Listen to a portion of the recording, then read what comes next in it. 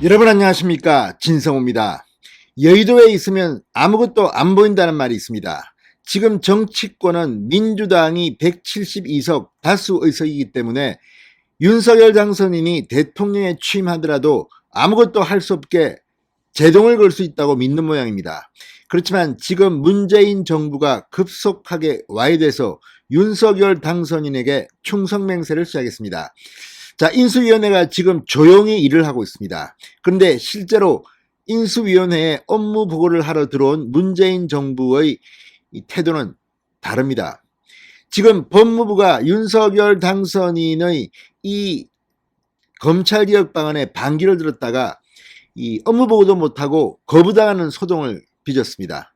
추후에 29일 날 업무 보고 시간을 줬다고 합니다. 그렇지만 박범계 장관이 그렇다고 윤석열 당선인에게 호락호락하지는 않겠죠. 그럼에도 불구하고 지금 박범계 장관은 갑자기 꼬리를 내린 형국입니다. 공수처는 아예 법무부보다 후순위로 밀려서 간담회를 할 것 같습니다. 지금 벌어지고 있는 인수위의 풍경은 정말 정치 권력, 특히 대통령에 당선됐다는 것은 끔찍할 정도의 파워가 있다는 것을 의미합니다. 무엇보다 산업자원통상부, 지금 서울 동부지검이 산업부를 압수수색했습니다. 이른바 산업부 블랙리스트와 관련해서 3년 동안 묵혀두고 있던 이 사건을 이제 수사하기 시작한 겁니다. 그 이유는 올해 1월 나온 김원경 전 환경부 장관의 대법원 최종 판결을 보고 이제 이 기준으로라면 산업부도 블랙리스트로 엮을 수 있겠다고 판단한 것으로 보입니다. 이외에도 서울동부지검은 임종석, 조국, 홍남기 줄줄이 수사를 할 가능성이 높아지고 있습니다. 지금 캐비넷 안에는 이런 고소고발 사건들이 가득 쌓여 있다고 합니다. 그래서일까요? 지금 정부 부처들이 인수위에 부들부들 떨면서 보고를 하고 있는데 특히 산업부의 업무 보고가 지금 관심을 모으고 있습니다. 산업부 탈원전, 일자리, 완전히 윤석열 당선인에게 바짝 충성맹세를 하면서 가장 모범적인 인수위 업무 보고를 했다고 합니다. 지금 인수위원회는 다른 부처에 당신들도 말이야 산업부처럼만 하면 해봐, 이런 이야기가 나올 정도입니다. 지금 인수위는 신용현 인수위 대변인 말고는 입을 닫고 있습니다. 기자들이 물어봐도 우리는 말할 수 없습니다. 잘하고 있습니다. 지금 시간이 흐를수록 문재인 정부가 급속하게 윤석열 당선인에게 장악되고 있습니다. 진성호의 융단 폭격 시작합니다. 문재인 정부를 융단 폭격합니다. 방송에 앞서 아직 진성호 방송의 구독자가 아니신 분은 붉은색 구독 버튼 눌러주십시오. 더 좋은 방송으로 보답하겠습니다. 대한민국의 가장 엘리트 집단 중 하나가 바로 공무원들입니다. 그런데 지난 5년 동안 문재인 정부하에서 얼마나 불만도 많았고 쌓인 게 많았겠습니까? 자, 이제 조만간 정부의 책임자가 바뀝니다. 문재인이 아니라 윤석열입니다. 지금 인수위의 업무 보고 현장에 나온 이야기들 문재인 대통령이 보고 있으면 참 인생무상, 권력무상을 느낄지도 모르겠습니다. 자, 정부의 한 부처는 최근 인수위 업무 보고를 마친 뒤 이런 지적을 들었다고 합니다. 산수도 제대로 못합니까?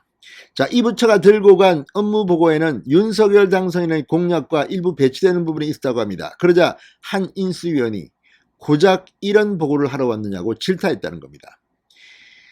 지금 안철수 인수위원장은 점령군처럼 행사하지 말라고 했지만 인수위 곳곳에서는 말도 안 되는 공무원들의 땜질식 보고에 대해서 질타하는 목소리가 나옵니다. 왜냐? 지금 인수위원들은 다른 건 모르지만 현장 실무 능력에서는 압도하고 있습니다. 자, 문재인 대통령은 인수위 없이 바로 출범했습니다. 그런데 청와대 멤버들을 보십시오. 전부 다 586 운동권들, 임종석, 윤건영, 아무튼 이런 사람들이 문재인 정권의 핵심들이었습니다. 그렇지만 윤석열은 달랐습니다. 캠프에 있었건 없었건 최고의 멤버들로 구성했습니다. 지역, 여성 할당제 없습니다. 그냥 현장에서 뛰는 사람 다 불렀습니다. 그러다 보니까 인수위의 업무 보고 진풍경이 벌어지고 있다고 합니다.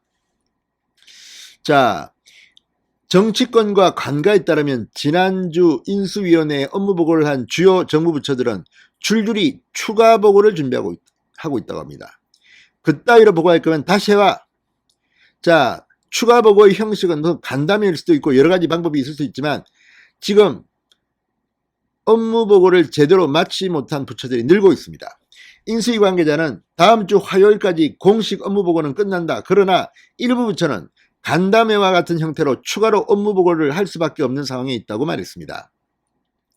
인수위는 지난 23일 외교안보 분과를 시작으로 25일까지 통일부, 행정안전부, 외교부, 산업통상자원부, 과기부, 국토교통부 등 대부분의 정부 부처 업무 보고를 받아봤습니다.